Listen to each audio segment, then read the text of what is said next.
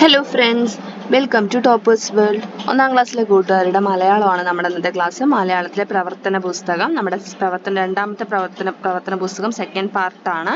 അപ്പോൾ ഫസ്റ്റ് പാർട്ടിൽ എല്ലാ പ്രവർത്തനങ്ങളും നമ്മൾ ഓൾറെഡി ചെയ്തിട്ടുണ്ട്, ഓൾറെഡി ക്ലാസ് അപ്ലോഡ് ചെയ്തിട്ടുണ്ട്. കാണാത്ത കൂട്ടുകാർ നിങ്ങൾ കാണുക. അപ്പോൾ നമ്മുടെ സെക്കൻഡ് പാർട്ടിൽ നമ്മൾ 10ാമത്തെ ചാപ്റ്ററിൽ നിന്നാണ് സ്റ്റാർട്ട് ചെയ്യുന്നത്. ഓക്കെ, 10ാമത്തെ പാഠത്തിൻ്റെ ക്ലാസ് നമ്മൾ ഓൾറെഡി അപ്ലോഡ് ചെയ്തിട്ടുണ്ട് കേട്ടോ. എല്ലാ ക്ലാസ്സിന് പ്ലേലിസ്റ്റിൽ ലിങ്കും ഡിസ്ക്രിപ്ഷൻ ബോക്സിൽ കൊടുത്തിട്ടുണ്ട്. അപ്പോൾ നമ്മൾ 10ാമത്തെ ചാപ്റ്ററിൻ്റെ പേരെന്താണ്? വീട് കെട്ടണം ടിയ ടിയ. അപ്പം എല്ലാ കൂട്ടുകാരും ടെക്സ്റ്റ് ബുക്കിൻ്റെ ക്ലാസ് കണ്ടു കാണുമല്ലോ അല്ലേ? പ്രവർത്തന പുസ്തകമാണ്, കുഞ്ഞെഴുത്തുന്നത് പ്രവർത്തന പുസ്തകമാണ്. അതേപോലെ തന്നെ 10ാമത്തെ ചാപ്റ്ററിൻ്റെ യൂണിറ്റ് ടെസ്റ്റിൻ്റെ ക്ലാസ് നമ്മൾ ഓൾറെഡി അപ്ലോഡ് ചെയ്തിട്ടുണ്ട്. കാണാത്ത കൂട്ടുകാർ നിങ്ങൾ കാണുക. 10ാമത്തെ ചാപ്റ്റർ വീട് കെട്ടണം ടിയ ടിയ. ഇതാണ് നമ്മുടെ പ്രവർത്തന പുസ്തകത്തിലെ ഫസ്റ്റ് പേജ്. ചിത്രം വരച്ച് സംഭാഷണം എഴുതാം. എന്താ ചെയ്യുന്നത്? ഫസ്റ്റ് പറഞ്ഞു, ഇവിടെ ഒരു ബോക്സ് കാണുന്നില്ലേ? ഈ ബോക്സിനകത്ത് ചിത്രം വരയ്ക്കാനാണ് പറയണത്. എന്തിന്റെ ചിത്രമാണ് വരയ്ക്കേണ്ടത്? പൂങ്കിളിയും വീടും ഉറുമ്പുകളും വീടും, ഇതാണ് വരയ്ക്കേണ്ടത്. ഓക്കെ, ഇപ്പൊ ചിത്രം വരച്ച് ചേർക്കുക. ഇവിടെ വീട് രുചിച്ചവർ പറഞ്ഞതെന്ത്? അതായത് വീട് രുചിച്ചവർ എന്തൊക്കെയാ പറഞ്ഞത് നമ്മുടെ ടെക്സ്റ്റ് ബുക്കിലുണ്ട് അല്ലെ? ചോണനുറുമ്പ് എന്താ പറഞ്ഞത്, നെയ്യുറുമ്പ് എന്താ പറഞ്ഞത്, മൈന എന്താ പറഞ്ഞെന്നുള്ളത് അതെന്ത് ചെയ്യുക? ടെക്സ്റ്റ് ബുക്ക് നോക്കി ഇവിടേക്ക് എടുത്ത് എഴുതുക. ചോണനുറുമ്പ് എന്താ പറഞ്ഞത്? എന്താ സ്വാദ്. നെയ്യുറുമ്പ് എന്ത് പറഞ്ഞു? എന്താ മധുരം. മൈൻ എന്താ പറഞ്ഞ? സൂപ്പർ ഭക്ഷണം, സൂപ്പർ സ്വാദ്. മയില് നല്ല മിഠായി, നല്ല സ്വാദ്. പൂച്ച എന്താ പറഞ്ഞത്? ഹായ് പഞ്ചാര മധുരം. നായ എന്ത് പറഞ്ഞു? ഹായ് തേൻ മധുരം. സെക്കൻഡ് പേജ്, കേക്ക് വീട്. എഴുതി നോക്കാം. വീടിനെ കുറിച്ച് ഉറുമ്പ് സംസാരിച്ചു. എന്തെല്ലാം കാര്യങ്ങളാവും സംസാരിച്ചിട്ടുണ്ടാവുക? പൂച്ചയും പട്ടിയും പറഞ്ഞതും എഴുതണേ. അതായത് ഉറുമ്പ് പറഞ്ഞത്, വീടിനെ കുറിച്ച് ഉറുമ്പ് പറഞ്ഞത് എന്താണ്, പൂച്ച പറഞ്ഞത് എന്താണ്, പട്ടി പറഞ്ഞത് എന്താണ്, അതാണ് ഇവിടെ എഴുതി ചേർക്കേണ്ടത്. അതിനാണ് ഇവിടെ ഈ കോളം കൊടുത്തിരിക്കുന്നത് കേട്ടോ. അപ്പൊ ഉറുമ്പ് പറഞ്ഞത് എന്തായിരിക്കും? എന്താ സ്വാദ്, എന്താ മധുരം. അതുപോലെ പൂച്ച എന്ത് പറഞ്ഞു? പഞ്ചാര മധുരമുള്ള വീട്. പട്ടി എന്താ പറഞ്ഞിട്ടുണ്ടാവുക? തേൻ മധുരമുള്ള വീട്. അടുത്തത്, വിവിധ തരം വീടുകൾ. വീട് എന്ന് പറയുന്നത് പല തരത്തിലുള്ള വീടുകളുണ്ട് അല്ലെ? ചിത്രം നോക്കിക്കേ, ചിത്രത്തിൽ പല തരത്തിലുള്ള വീടുകൾ കൊടുത്തിരിക്കുന്നത്. ഇവിടെ നോക്കൂ, എന്താണ് ഈ മഞ്ഞ് പ്രദേശങ്ങളിൽ കാണുന്ന ഇഗ്ലൂന്റെ ചിത്രം കൊടുത്തിട്ടുണ്ട്. അതുപോലെ എന്താ, ഷെഡ് ഉണ്ട്, ഫ്ലാറ്റ് ഉണ്ട്, അങ്ങനെ പല തരത്തിലുള്ള വീടുണ്ട് അല്ലെ? ഹൗസ് ബോട്ടിന്റെ ചിത്രമുണ്ട്. അപ്പോൾ എന്ത് ചെയ്യാ? പലതരത്തിലുള്ള വീടുകളുടെ പേരാണ് ഇവിടെ എഴുതേണ്ടത്. 2എണ്ണം ഇവിടെ എഴുതിയിട്ടുണ്ട്. ഇഗ്ലു എന്ന് പറയുന്നത് ഈ ചിത്രത്തിൽ കാണുന്ന ഈ വീടാണ് കേട്ടോ, ഇഗ്ലു.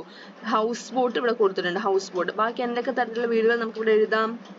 കുടില്, മുളവീട്, ഓലവീട്, ഏറുമാടം. ഏറുമാടം അതാണ് ഈ ചിത്രത്തിൽ കൊടുത്തിരിക്കുന്നത്, ഇതാണ് ഏറുമാടം. പിന്നെ ഫ്ലാറ്റ്, ടെന്റ്, ഇത് ഫ്ലാറ്റ്. അങ്ങനെ ഇനിയും ഒരുപാട് തരത്തിലുള്ള വീടുകളുണ്ട്. അപ്പൊ നിങ്ങൾക്ക് അറിയുന്ന മറ്റു തരത്തിലുള്ള വീടുകളുടെ പേരാണ്, അതായത് ഇഗ്ലു ഇവിടെ എഴുതിയിട്ടുണ്ട്, ഹൗസ് ബോട്ട് ഇവിടെ എഴുതിയിട്ടുണ്ട്. അപ്പൊ നിങ്ങൾക്ക് അറിയുന്ന മറ്റു വിവിധ തരത്തിലുള്ള വീടുകളുടെ പേര് എന്ത് ചെയ്യുക? ഇവിടെ എഴുതി ചേർക്കുകയാണ് ചെയ്യേണ്ടത്. അടുത്തത്, വീട്ടിലെ വിശേഷങ്ങൾ എന്തെല്ലാം. ഇവിടെ വീട് ചിത്രത്തിൽ എന്താ കൊടുത്തിരിക്കുന്നത്? ഒരു വീടിന്റെ ചിത്രം കൊടുത്തിട്ടുണ്ട് അല്ലെ? വീടിനെ കുറിച്ച് സ്വയം സംസാരിക്കണം, അതായത് പരിചയപ്പെടുത്തുകയാണ്. ഞാനാണ് വീട് എന്ന് പറഞ്ഞിട്ട് സ്വയം പരിചയപ്പെടുത്തുകയാണെങ്കിൽ എന്തൊക്കെ കാര്യമായിരിക്കും വീട് പറഞ്ഞിട്ടുണ്ടാവുക, അതാണ് ഇവിടെ എഴുതി ചേർക്കേണ്ടത്. അതായത് എത്ര മുറികളുണ്ട്, ഉപകരണങ്ങൾ എന്തെല്ലാം ഉണ്ട്, വീടിന്റെ ഉപയോഗം എന്താണ്, വീട്ടിൽ ആരെല്ലാം, ഇതെല്ലാം ചേർത്തായിരിക്കണം എഴുതേണ്ടത്. ഓക്കെ, അപ്പൊ നമുക്ക് എഴുതിയാലോ?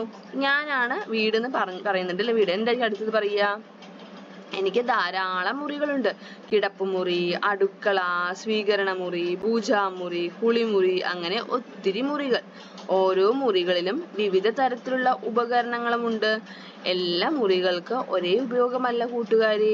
അടുക്കളയിലാണ് ഭക്ഷണം പാചകം ചെയ്യുക. ഉറങ്ങാൻ കിടപ്പുമുറിയും കുളിക്കാൻ കുളിമുറിയും ഉപയോഗിക്കാം. ചൂടിൽ നിന്നും തണുപ്പിൽ നിന്നും ഞാൻ നിങ്ങളെ സംരക്ഷിക്കും. ഇത് മാത്രമല്ല കേട്ടോ, ഒരു വീടാവുന്നത് എല്ലാവരും സ്നേഹത്തോടെയും ഒത്തൊരുമയോടെയും അവിടെ വസിക്കുമ്പോഴാണ്. അപ്പോഴാണ് ഞങ്ങൾ പൂർണ്ണമാവുകയുള്ളൂ. ഞങ്ങൾ എന്ന് പറയുന്നത് വീടിനെ കുറിച്ച് പറയാണ് കേട്ടോ. നെക്സ്റ്റ് പേജ്, വായിക്കാം. അത് നമുക്ക് വായിച്ചു നോക്കാം. അച്ഛാ, നമുക്ക് വീട് വൃത്തിയാക്കാം. ഞാൻ പറഞ്ഞു. ശരി, നല്ല കാര്യം. ആരാ മുറ്റമടിക്കുന്നത്? ഞാൻ അടിക്കാം. ഞാൻ ചൂലുമായി പുറത്തേക്ക് ഓടി. ചേച്ചി വന്ന് നിലം തുടയ്ക്കാൻ തുടങ്ങി. അമ്മ ജനലിലെ പൊടി തുടച്ചു വൃത്തിയാക്കാൻ തുടങ്ങി. അപ്പോൾ ടോയ്ലറ്റോ? ചേച്ചി ചോദിച്ചു. അത് ഞാൻ തന്നെ വൃത്തിയാക്കാം. അച്ഛൻ പറഞ്ഞു. അല്പസമയത്തിനകം ജോലി തീർന്നു. ഇപ്പോൾ വീട് എന്ത് സുന്ദരം, എനിക്ക് ആനന്ദമായി. അപ്പൊ വീട്ടിലെല്ലാവരും കൂടെ ചേർന്ന് വീട് വൃത്തിയാക്കുന്നതിനെ കുറിച്ചാണ് പറയുന്നത് അല്ലേ. അപ്പൊ അങ്ങനെ തന്നെയല്ലേ ചെയ്യേണ്ടത്, ഒരാൾ മാത്രം വൃത്തിയാക്കുകയാണോ, അല്ല, എല്ലാവരും കൂടെ ചേർന്ന് വൃത്തിയാക്കുന്ന സമയത്ത് അതെന്തായിരിക്കും, അതെ, നല്ല നല്ല വൃത്തിയാവുകയും ചെയ്യും. അതേപോലെ തന്നെ ആ ജോലി ഭാരം അറിയുകയില്ല അല്ലെ. ഇവിടെ നമ്മളോട് ഫില്ല് ചെയ്യാനാണ് പറയുന്നത്. കുറച്ച് വാക്കുകൾ വിട്ടുപോയിട്ടുണ്ട്, അത് എഴുതി ചേർക്കണം. ചെറിയൊരു ഒരു പോം പോലെയാണ്, അത് ചെറിയൊരു കവിത പോലെയാണ് ഇവിടെ കൊടുത്തിരിക്കുന്നത് കേട്ടോ. നമുക്ക് ആദ്യം വായിച്ചു നോക്കാം. അച്ഛൻ മുറ്റമടിച്ചാലും അമ്മ മുറ്റമടിച്ചാലും ഏട്ടൻ മുറ്റമടിച്ചാലും ചൂല് പിണങ്ങില്ല. അടുത്തത് ഇവിടെ എന്താ കൂടുതൽ ഒരു വാക്ക് എഴുതാനുണ്ട്, നന്നായി കഴുകിയാലും. അപ്പൊ എന്തായിരിക്കും നന്നായി കഴുകിയാലും? അവിടെ പറയുന്നുണ്ട്, ആര് പിണങ്ങില്ല എന്നാ പറയുന്നത്, പ്ലേറ്റ് എന്ന് പറയുന്നത്. എഴുതിയിരിക്കുന്നത് കണ്ടോ, പ്ലേറ്റ് എന്നുള്ള വേർഡ് കണ്ടില്ലേ നിങ്ങള്? അതെ, പ്ലേറ്റ്. അപ്പൊ പ്ലേറ്റിനെ കുറിച്ചാണ് ഇവിടെ പറയുന്നത്. ഇവിടെ നമ്മൾ ചൂലിനെ കുറിച്ചല്ലേ പറഞ്ഞപ്പോൾ ഇവിടെ പ്ലേറ്റിനെ കുറിച്ചാണ് പറയുന്നത്. ഇവിടെ എന്ത് എഴുതണം, ഇവിടെ ആര് നന്നായി കഴുകിയാലും എഴുതണം. ഇവിടെ അച്ഛൻ മുറ്റമടിച്ചാലും അമ്മ മുറ്റമടിച്ചാലും എന്ന് പറയുന്നത്. അപ്പൊ ഇവിടെ എന്തെഴുതണം, അച്ഛൻ നന്നായി കഴുകിയാലും അമ്മ നന്നായി കഴുകിയാലും ഞാൻ നന്നായി കഴുകിയാലും ആര് പിണങ്ങില്ല, പ്ലേറ്റ് പിണങ്ങില്ല. ഇങ്ങനെയാണ് എഴുതി ചേർക്കേണ്ടത്. അപ്പൊ വളരെ ചെറിയ ചാപ്റ്റർ ആണ്. നമ്മുടെ 10ാമത്തെ പ്രവർത്തന പുസ്തകത്തിൽ വളരെ കുറച്ച് പ്രവർത്തനങ്ങൾ മാത്രമേ ഉള്ളൂ. ചെറിയൊരു ക്ലാസ് ആയിരുന്നു ഇന്നത്തെ. അപ്പൊ എല്ലാ കൂട്ടുകാർക്കും ക്ലാസ് ഇഷ്ടമായില്ലേ? ക്ലാസ് ഇഷ്ടമായാൽ തീർച്ചയായും ലൈക്ക് ചെയ്യുക, നിങ്ങളുടെ കൂട്ടുകാർക്ക് ഷെയർ ചെയ്യുക. നമ്മുടെ ചാനൽ ആദ്യമായി കാണുന്ന കൂട്ടുകാരെ സബ്സ്ക്രൈബ് ചെയ്യുക. അപ്പൊ മറക്കാതെ ടെക്സ്റ്റ് ബുക്കിന്റെ ക്ലാസ്സും അതുപോലെ നമ്മുടെ യൂണിറ്റ് ടെസ്റ്റിന്റെ ക്ലാസ്സും കൂടി കാണുക. അപ്പൊ നമുക്ക് അടുത്തതായിട്ട് നമ്മൾ നെക്സ്റ്റ് ചാപ്റ്റർ ക്ലാസ് അപ്ലോഡ് ചെയ്യുന്നതായിരിക്കും. Thank you.